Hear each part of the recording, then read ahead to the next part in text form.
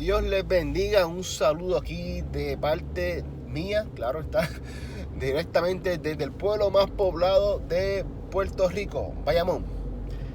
Quizás esa data no sea muy cierta, pero con los tapones que enfrentamos aquí en Bayamón es posible. Quería hablar a ustedes por 2 o 3 minutos acerca de los periodos de sequía que a veces enfrentamos. Sabe que naturalmente hablando, a veces el pueblo, el lugar donde habitamos, pues pasa por periodos de sequía. En Estados Unidos han pasado por sinnúmeros periodos de sequía. Los más famosos son el periodo del Dust Bowl. El Dust Bowl ocurrió en los 1930. En esos años, el periodo de sequía fue tan drástico y tan severo que afectó a cerca de 50 millones de terrenos en Estados Unidos. Afectó la economía, afectó la salud de las personas, fue drástico, fue severo. Lo pueden buscar en Google, en internet, y lo van a encontrar. También encontramos que en el periodo de 1987 y 1988 también hubo un periodo de sequía en los Estados Unidos donde 793,000 cuerdas de terreno del Parque Nacional Yellowstone se quemaron. Así que los periodos de sequía son severos, son drásticos, traen muerte, traen eso mismo, las cosas se secan, se mueren y hay que removerlas. Eso es lo que hace el periodo de sequía. Pero lo interesante de estos periodos de sequía es que no ocurren de la noche a la mañana.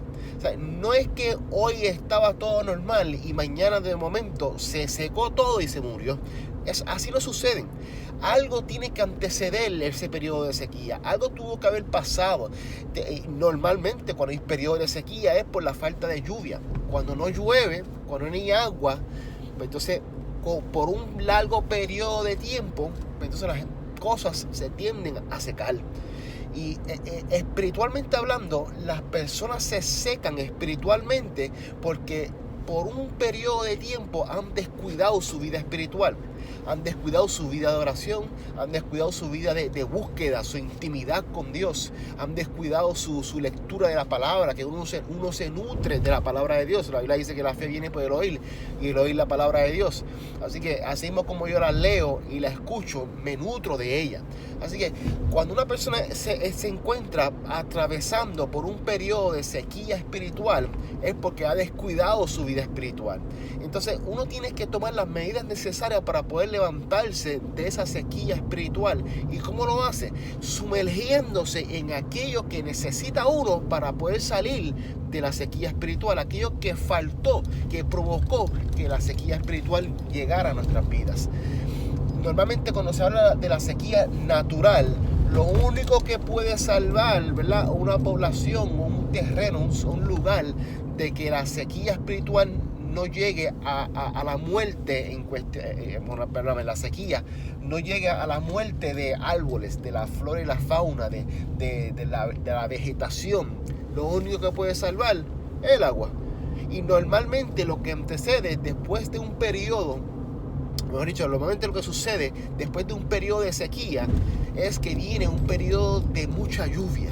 Y esa mucha lluvia provoca que la vegetación comienza a crecer, las frutas, los vegetales, los alimentos comienzan a crecer, los árboles comienzan a crecer, aquello que ya estaba marrón y muriéndose comienza a coger vida, comienza a ponerse verde. Hay árboles y plantas que ya estaban muertas, prácticamente muertas, pero de momento tú comienzas a ver un pequeño fruto, un hijo, como dicen, un pequeño hijo de aquel árbol o de aquella planta que se estaba muriendo, porque el agua provoca cambios, provoca vida. Y eso es la palabra de Dios. La Biblia dice que la Biblia es viva y es eficaz. La palabra es viva y eficaz, dice el escritor de los Hebreos. Así que cuando tú estás atravesando un periodo de sequía, necesitas llenarte de la palabra de Dios. Mi recomendación para ti es que si todavía se te hace difícil arrodillarte a orar, si todavía se te hace difícil leer la palabra, si todavía se te hace difícil ayunar y buscar, ¿verdad?, buscar esas prácticas que te ayudan a levantarte, comienza a leer, comienza a buscar prédicas. Entra a YouTube y en vez de leer y ver videos de charla o videos de deporte, comienza a ver videos de prédicas cortas, no tienen que ser largas, cortas.